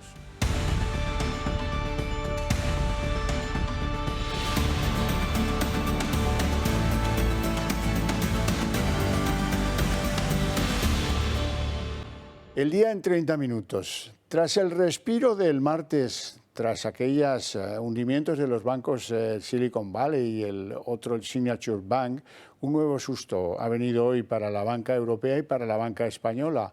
El banco suizo Credit Suisse está derrumbando en bolsa y fuera de ella después de que su primer accionista, el único que ha llegado a intentar apuntalar esta entidad, el Saudi National Bank, haya informado de que ya no tiene interés en volver a inyectar su dinero para apoyar financieramente a la entidad helvética. La crisis de un banco suizo, y esto es uno de los milagros de la globalización, ¿verdad?, ha provocado el pánico de los inversores y que se trasladen esos pánicos a las cotizaciones de los bancos en Europa y en España. Hoy, solo en el día de hoy, los bancos españoles han perdido 24.000 millones de euros en bolsa. Y eso sin tener en cuenta que a lo mejor no tienen ninguna relación con ese banco suizo averiado, que eso está por ver y por ser demostrado. Pero las primeras impresiones es que poco o nada tienen que ver con este banco. Marina Álvarez. Buenas noches. La tensión ha crecido hasta tal punto que el Banco Central Europeo ha pedido a los principales bancos un informe sobre su exposición a la entidad suiza. El organismo que preside Christine Lagarde afirma que los problemas de Credit Suisse son específicos y no sistémicos, pero quiere tener bajo control el riesgo por si la crisis va más. En nuestro país, el Banco de España ya habría empezado una ronda de contactos con los principales bancos españoles. Bueno, este movimiento del Banco Central Europeo busca paliar una crisis que ha arrastrado hoy a todo el sector financiero europeo. Credit Suisse no es la única que ha dejado de cotizar hoy en bolsa. La cotización del banco francés Société Générale ha sido suspendida temporalmente tras caer un 12,93%. También los italianos Unicredit y Monte dei Paschi han corrido esa misma suerte tras caer un 7,71% y un 6,54% respectivamente. Estas correcciones se han extendido a otros bancos europeos, como es el caso de Barclays, Deutsche Bank, ING y UBS. Y en España el IBEX 35 ha vuelto a tener hoy una jornada negra donde las pérdidas han multiplicado las de los últimos días. El castigo de los inversores se ha centrado sobre todo en el Banco Sabadell, que vuelve a protagonizar hoy la mayor caída del IBEX con un 10,49% y una de las mayores en el índice bancario europeo, solo por detrás de la propia Credit Suisse y del francés Société Générale. El castigo también ha sido abultado para BBVA, que se ha dejado un 9,6%, para el Santander con un 6,89%, CaixaBank también ha caído con un 6,72% y Bankinter un 6,46%. Si sumamos este desplome al sucedido tras la quiebra de Silicon Valley Bank, los bancos españoles se han dejado en estos últimos días 24.000 millones en bolsa. El presidente del Gobierno, Pedro Sánchez, en plena cumbre hispano-lusa, ha tenido que terciar defendiendo, en este caso, que Europa ha hecho los deberes después de la crisis financiera del 2007 y que esa supervisión generada a partir de entonces va a mantener a salvo a los bancos europeos de la crisis del banco suizo, y ha añadido que los supervisores de la banca en España han sido todavía más rigurosos, con lo cual el sector bancario español es, en su opinión, de los más seguros. Hay que trasladar un mensaje de tranquilidad, pero también de prudencia. Europa ahora mismo tiene un sistema de supervisión reforzado y eso ha llevado a que los bancos europeos, a que el sector financiero europeo tenga unos ratios tanto de liquidez como de solvencia muy por encima de lo que se tenía antes de la crisis financiera. Y en particular, y expresamente, dado que usted me pregunta, cuando hablamos del sector financiero español, aún más. Como saben, Suiza no forma parte de la Unión Europea, no cuenta, por tanto, con el apoyo del Banco Central Europeo. Sin embargo, el banco suizo tiene relaciones inversoras con numerosos países de la zona euro. Así que la crisis de dos bancos norteamericanos que arrancaba el pasado viernes fue un susto para los bancos europeos. Pronto se recuperaron, apenas el lunes de Vía Crucis, y luego ya recuperados de ese mal que venía del otro lado del Atlántico.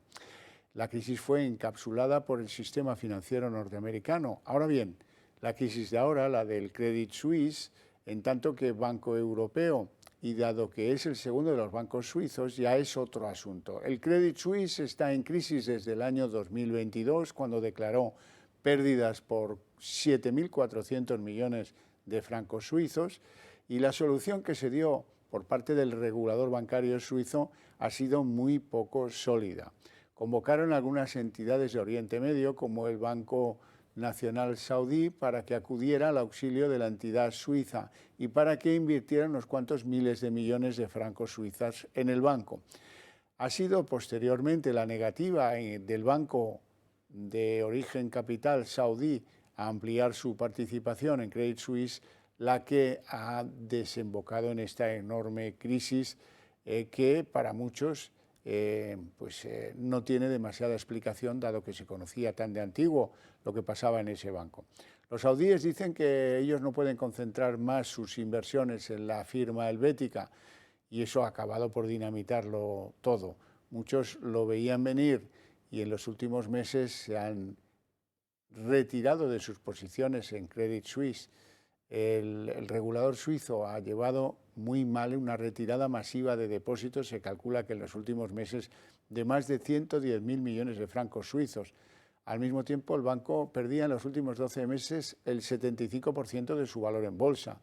Así que la crisis ha suscitado un considerable pánico en los bancos del sistema continental europeo, los bancos de la zona euro, a pesar de tener regulaciones más estrictas que impiden este tipo de crisis como la que estamos terciando hoy. Conclusión, varapalo para los bancos europeos y para las bolsas donde cotizan, y como saben el IBEX está muy influido por los bancos, así es que razón de más para que así haya sido la bolsa española una de las que más ha sufrido, de las que ha salido peor parada de la crisis de Credit Suisse. La inflación y el caso mediador han marcado hoy la sesión de control al Gobierno, en la que se han ausentado, por cierto, el presidente y 9 de sus ministros. La oposición ha afeado al Partido Socialista que hayan torpedeado esa comisión de investigación al Tito Berni y le han responsabilizado también la subida de los precios. Pedro Sánchez se salta otro pleno de control a su ejecutivo por estar en Lanzarote junto a 9 de sus ministros, mientras los restantes han aguantado el rapapolvo en el Congreso. Señor ministro, ¿qué más queda por aguantar de este gobierno? Le confirmo que les queda mucho por aguantar a ustedes de la ultraderecha y a ustedes de la derecha. Esta legislatura, la que viene y las que quieran los ciudadanos españoles. Yo le voy a explicar a usted ahora lo que los españoles ya hemos aguantado. Chalaneo con Bildu, indulto a los golpistas, gobierno con Podemos, es decir, la estafa electoral de Pedro Sánchez. La formación protagonista de la moción de censura ha recordado al gobierno la nefasta situación de los españoles. Ministra, ¿a usted le gusta el ciclismo? Los ciclistas van llegando a esas cumbres exhaustos tras realizar un esfuerzo sobrehumano para superar esas pendientes, un poco como los españoles con la cesta de la compra. Lo que no se entiende es que ustedes y el Partido Popular hayan votado en contra de todas las medidas que han venido a reforzar las rentas de las familias, a reforzar las pensiones. Y tampoco ha faltado la interpelación para demandar más información sobre el caso de corrupción del Tito Berni. ¿Cuáles van a ser las medidas que ustedes van a adoptar para fiscalizar, examinar y rastrear los fondos públicos que se han gastado en la trama Mediador? Para decir y afirmar en tribuna que hemos cometido un delito, usted se tiene que ir a los tribunales. Lo demás sí que es un chascarrillo, señoría. Yo le acuso a usted de ser culpable, invigilando e ineligiendo de toda la corrupción que se está produciendo en su gobierno y en su partido político. Y usted lo que debe hacer es dimitir e irse, convoquen elecciones y que los españoles puedan votar de una vez. La diputada popular Ana Vázquez y el ministro del Interior, Fernando Grande Marlaska, han protagonizado hoy uno de los duelos más interesantes de la sesión de control al Gobierno, a propósito, claro, del caso Tito Berni, del caso Mediador. ¿Fue usted el que dio la orden de que Asuntos Internos de la Policía le pasara el caso Tito Berni a la Guardia Civil? Cuando ya lo conocían este caso los directores generales, ¿dio usted la orden de que se investigara? Pero mire, yo no soy de refranes, pero cree el ladrón que todos son de su condición. Es indecente que quiera convertir el caso del diputado Tito Berni en el caso Guardia Civil para tapar a los diputados del PSOE, la cocaína y los prostíbulos. Este Ministerio del Interior, desde junio de 2018, está devolviendo la dignidad a la Guardia Civil y a la Policía Nacional. Nuevos audios del caso Mediador apuntan a la implicación de una exconcejal socialista de un municipio tinerfeño en esta trama. La edil habría recibido pagos del mediador a cambio de tratos de favor, de los que también habría sido partícipe Pedro Martín, presidente del Cabildo de Tenerife y secretario general de los socialistas en la isla. El caso Mediador sigue dando de qué hablar. Nuevas grabaciones implican ahora a una concejal también del Partido Socialista. El miércoles estoy en 10 horas con Lucía, que nos va a presentar a otra confederación de empresarios de los cristianos, porque ella dice que nos quiere ayudar, que mínimo este mes nos tiene que dar 3 empresas. Algo de y dárselo el miércoles. Se trata de Lucía González Llanes, que ha permanecido en el Ayuntamiento de Guía de Isora hasta 2019. En la conversación, el mediador de la trama, Navarro Tacoronte, y el abogado Plácido Alonso, que se encargaba de dar una apariencia de legalidad a las operaciones, hablan de un nuevo encuentro con ella y con el mismo edil del municipio, Pedro Martín. El audio, que obra en poder de la Policía Nacional, detalla varios de los negocios que los cabecillas tenían en marcha. Este miércoles, el mediador ha irrumpido en el Pleno del Cabildo de Tenerife, un puesto que precisamente ocupa el mismo Pedro Martín, y persona que Navarro Tacoronte insiste tenía constancia de toda la trama. Esperaba que Pedro ya por fin lo reconociera. ¿Y aquí en el Cabildo se reunió alguna vez aquí? ¿Con don Pedro? Sí, claro. ¿Y saben para qué me reuní? Para informarle de todo lo que estaba sucediendo. Y ya don Pedro sabía del caso Mediador. Miente. Y ahora saldrán los WhatsApp. Miente. ¿Quién tiene que estar preocupado es él, no yo? Yo ya estoy en una causa. En el Pleno se han explicado los motivos que han llevado al cese del entonces director insular de Deportes, Ángel Luis Pérez Peña, el mismo que llevó a Navarro Tacoronte a los tribunales por presunta estafa. El tiempo corre y el peso del conocido como el caso del Tito Berni puede hacer mella en los de Sánchez, que ahora, sin comisión a la vista para investigar a su exdiputado, insisten en que se trata de un solo caso de extorsión y de estafa. Cada vez queda menos para que el martes arranque el desarrollo, el debate de la moción de censura de Vox, que presentará como candidato a Ramón Tamames. Y en estos últimos compases, quizás lo más relevante es que el Partido Popular haya dado órdenes internas para ignorar a Vox, para hacer como si no estuvieran. Ya saben que Feijóo tiene previsto no asistir al debate de la moción de censura. Y también, esa es otra novedad, Esquerra Republicana ha anunciado que va a aprovechar el debate para arremeter contra Pedro Sánchez. Podemos propone que sean las ministras de Gobierno quienes den respuesta a la moción. Yo creo que es de sentido común. La fuerza parlamentaria de ultraderecha, Vox, es más que ninguna otra cosa una fuerza machista. Los de Sánchez parece que ven bien la propuesta. Me parece una propuesta legítima. Una iniciativa, la de los morados, que sin embargo se lee que solo servirá para proteger a Sánchez. Creo que teniendo en cuenta que esta es una moción de censura fake, que todo el mundo sabe que no va a salir adelante, que las mujeres, del mismo modo que en las calles estamos planteando los mayores avances en todos los temas, también desde el Congreso defendamos esos avances y les plantemos cara. Según el planteamiento de Unidas Podemos, el presidente del Gobierno quedaría al margen. No replicaría ni al partido que propone la moción, Vox, ni a su candidato, Ramón Tamames. Ahora los socios de la Esquerra suben el tono y entrarán la semana que viene en una especie de inicio de precampaña. El Gobierno tampoco puede salir de rositas. Gabriel Rufián, su portavoz en el Congreso, insiste en que utilizarán la moción no solo para confrontar con Vox, sino también para hacerlo con el Partido Socialista. El Gobierno sigue sin dar pistas de cómo afrontará la próxima semana. Que quien tiene que tomar la palabra en la moción de censura, quien corresponde al presidente del Gobierno, y a partir de ahí cualquier miembro del Gobierno puede intervenir en cualquier momento. Y quien sí, el Partido Popular. Los de Feijóo encaran la moción para presentarse como una alternativa al Gobierno de coalición y aprovecharán el desconcierto que dicen ha provocado el partido de Abascal en sus votantes por la elección de su candidato. Será Cuca Gamarra, la portavoz de los populares, quien se encargue de defender la postura de su partido. Los de Feijóo insisten en que la moción está abocada al fracaso y que el mejor baremo serán las próximas elecciones del 28 de mayo. Pedro Sánchez ha anunciado hoy desde Lanzarote que la crisis de gobierno será después de esta moción de censura. El presidente quiere irse de Semana Santa con la agenda legislativa cerrada y con todos los cambios en su ejecutivo puestos a punto. Sánchez ha afirmado, por cierto, que la crisis de gobierno va a limitarse a la ministra de Industria y a la de Sanidad. La crisis de gobierno será después de la moción de censura, no será antes.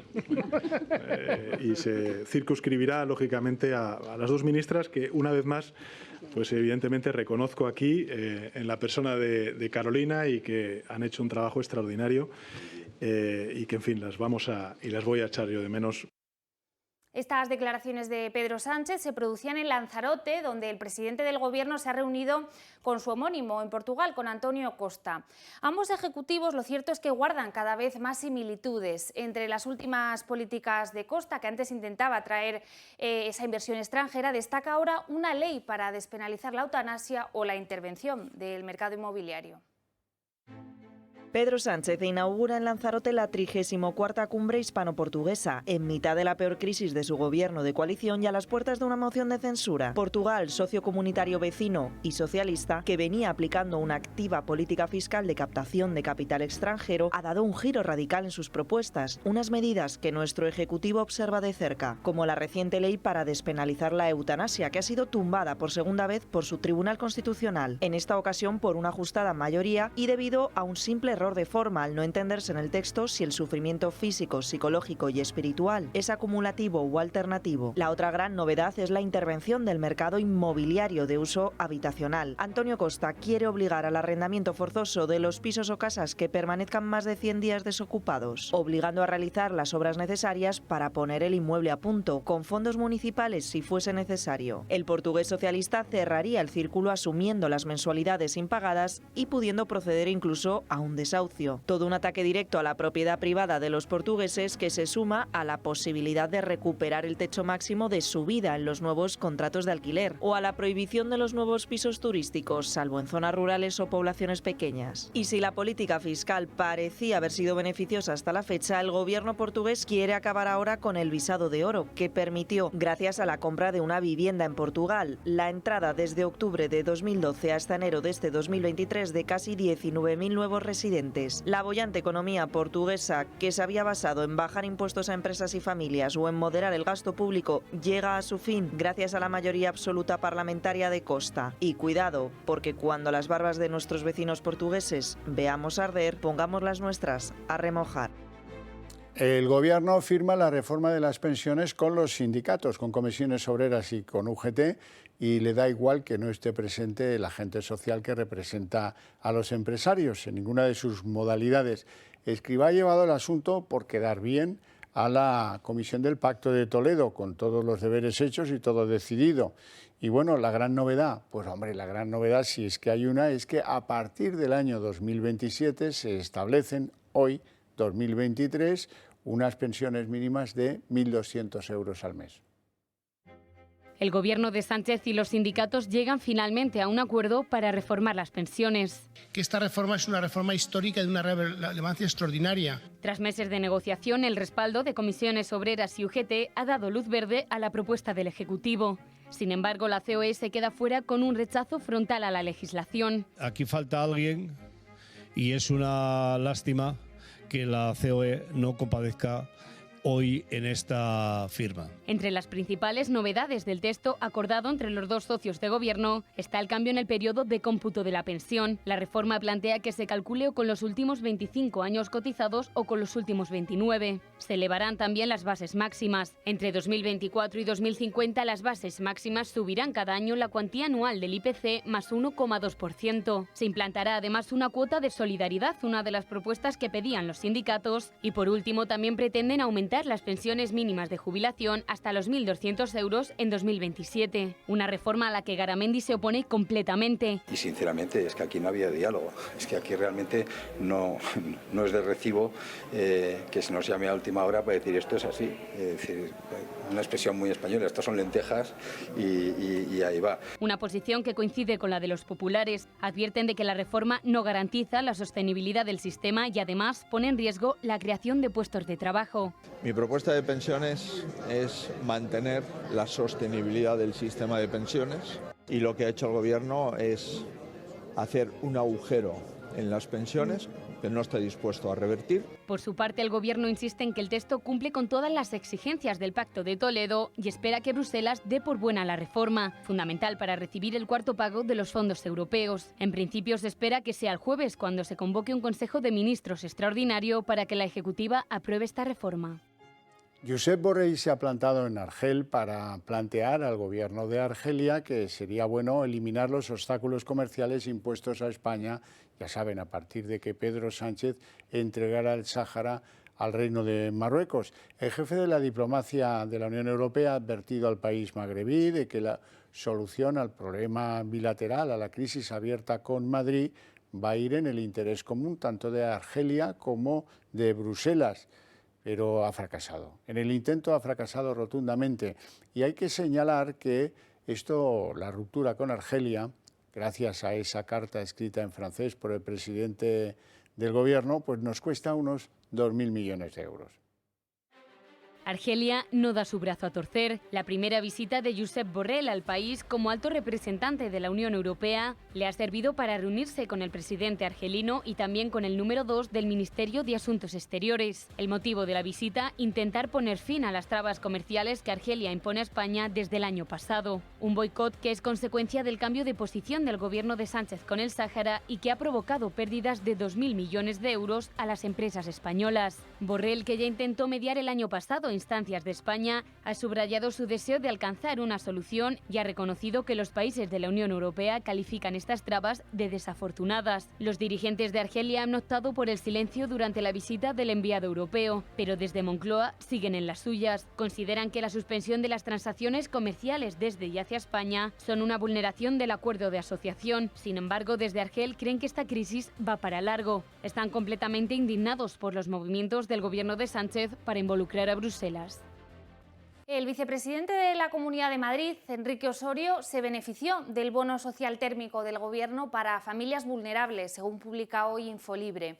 El número 2 de Ayuso, que posee un patrimonio de más de 1 millón de euros, pudo acceder a la ayuda por su condición de familia numerosa. Las familias numerosas hacemos un gran esfuerzo. Para mí ha sido un gran esfuerzo tener 4 hijos y, por tanto, cualquier ayuda, una ayuda decidida por el Gobierno de España, donde, insisto, ha hecho 3 categorías: clientes especialmente vulnerables y todas las familias numerosas, y yo soy familia numerosa, y por tanto yo creo que es perfectamente ético beneficiar de esa ayuda. Y le ha faltado tiempo a la portavoz de Más Madrid, Mónica García, para saltar a la yugular de Enrique Osorio exigiendo su dimisión o su cese. Un poco le daba lo mismo, cualquiera de las dos cosas le servía. Y calificando de falta de ética que se beneficie del bono social térmico.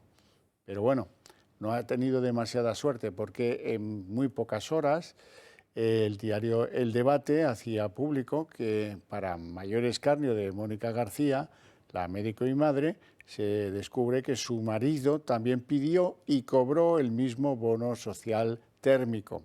En suma, un espantoso ridículo de Mónica García.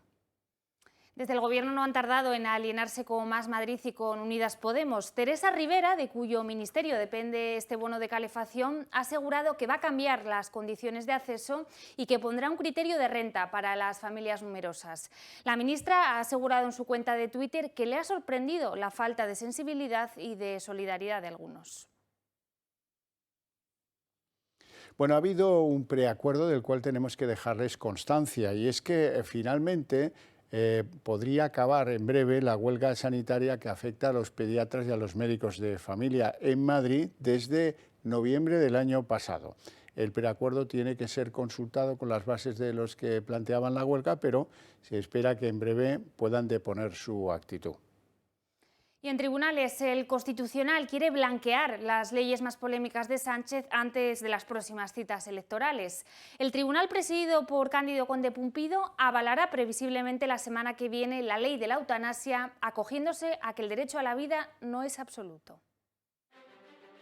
La cultura de la muerte avanza en España y, por desgracia, cada vez más. Y es que, tras la aprobación de la nueva ley del aborto, le llega ahora el turno a la ley de la eutanasia. El mal llamado suicidio asistido seguirá siendo legal en las condiciones que establece esta ley. Así, el Tribunal Constitucional rechazará de forma íntegra el recurso de Vox. Por lo tanto, se espera que la semana que viene obtenga un contundente respaldo del Constitucional. ¿Pero por qué Vox presenta un recurso? Sostienen que vulneran los fundamentos básicos establecidos por el Tribunal Europeo de Derechos Humanos y por el propio Constitucional, así como el deber del Estado español de proteger la vida y la salud de todos los españoles. Una ley, la de la eutanasia, que puede ser solicitada por personas mayores de edad que sufran una enfermedad grave o incurable que afecte a la autonomía de la persona o que genere un sufrimiento físico o psíquico constante. Todo aquel que la solicite tiene que tener nacionalidad española o tener su residencia legal en España. El paciente deberá ser informado de otras alternativas y rellenar 2 formularios, con 15 días de diferencia entre uno y otro. Además, el médico tiene que ser el que certifique esa enfermedad incurable. El recurso contra esta ley ha sido incluido en el orden del día del Pleno, que se celebrará los próximos 21 y 24 de marzo. Una fecha que llama bastante la atención porque es justo cuando el Congreso acoge el debate para la moción de censura de Vox contra Pedro Sánchez. El asalto a las instituciones continúa mientras éstas le siguen despejando el camino al Gobierno ante las elecciones. La Audiencia de Sevilla ha rechazado hoy una petición de 2 altos cargos, exaltos cargos del socialismo andaluz que están en prisión cumpliendo condena por el caso de los ERES. Ellos aspiraban, la exconsejera Carmen Martínez Aguayo y Miguel Ángel Serrano, director de la agencia IDEA, aspiraban a obtener esa rebaja de pena por la reforma del delito de malversación impulsada por el Gobierno. Al final no les ha salido bien.